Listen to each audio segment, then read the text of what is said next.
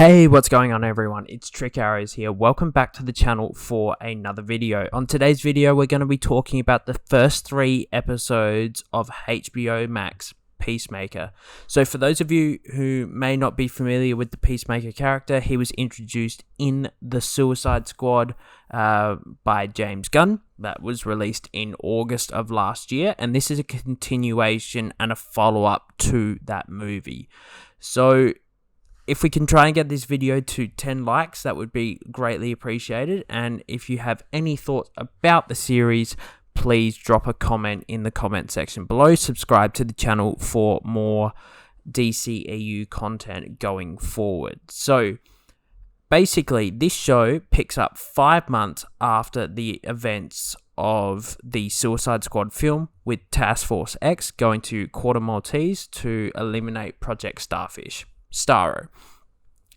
As we know in that film, there is a confrontation between Rick Flag and Peacemaker. Peacemaker kills Rick Flag so that the secrets of the US government are not leaked to the press.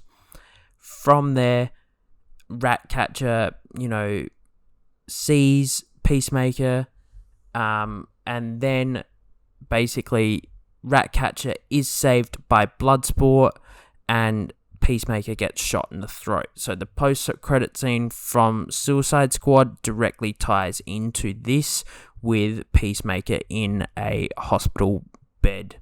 Okay, so the series picks up. Peacemaker comes, he's healed, he gets discharged from hospital, and essentially Amanda Waller wants to recruit Peacemaker for a new mission to destroy any evidence of Project Butterfly.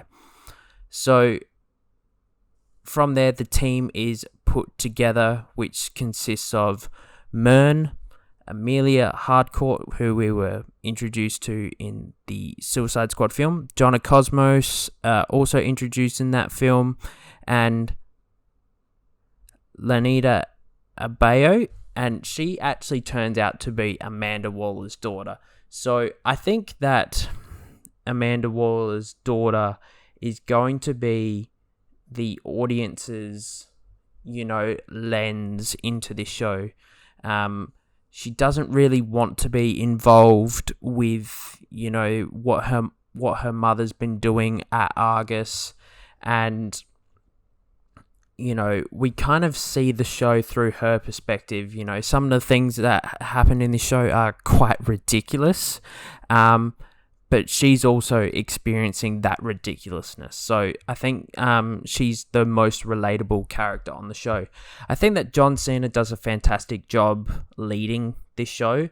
One of the things that I've been reading from some of the reviews about the show so far is they were concerned that John Cena couldn't carry his own show, and I think that if John Cena gets to work with a fantastic director such as James Gunn, and is given the right material and the right script, he can be the leading man. I think that this character is perfectly suited to John Cena. There's the physical elements of the character. He's got the look for the character, and he's got the charisma to actually, portray the douchebag side of Peacemaker, but also have that emotional side to him as well. And I think that the show does a really good job of having the scenes from the Suicide Squad to help us reintroduce us to the character at the start of the series, and you see the effects that the Suicide Squad film does have on this character going forward when he reflects about what happened with Rick Flag and what happened in Quarter Maltese. I think, we're seeing the different elements to this character, and I think that's something that Cena does really well. I think the chemistry that Cena has with Robert Patrick in this series is quite interesting. It's quite unique. Robert Patrick from the Terminator movies is Augie Smith. Peacemaker's father, and we later find out that Augie is the DCEU version of White Dragon. So it'll be very interesting to see how their relationship evolves through the rest of the series. I think the team that Peacemaker is working with, consisting of Myrn, Harcourt, Cosmos, and Abayo, works really well. They have really good chemistry off each other, and I think the introduction of Vigilante is quite funny, and he's a very different interpretation of the character that we have seen in Arrow previously.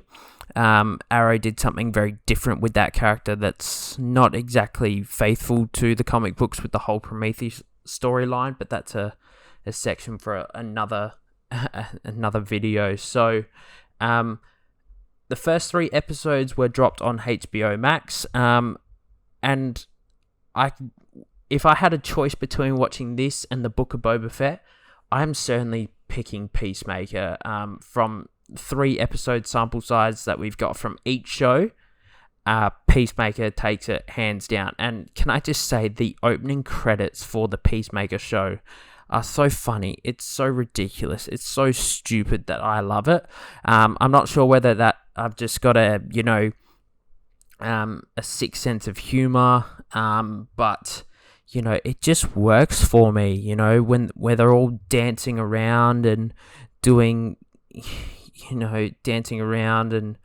the most stupid dance moves that you could possibly imagine. Wait till that comes a trend on TikTok, that's for sure. Within a month, that's becoming a trend on TikTok. So Peacemaker, first 3 episodes, fantastic. Really eager to see where this series goes going forward. There's 8 episodes in total, so hopefully we can get this video to 10 likes, and I'll do a video for this every week. So let me know your thoughts about Peacemaker in the comments section below. Make sure that you like, comment, and subscribe to the channel, and I'll see you guys in the next video. Take care, everyone. Cheers.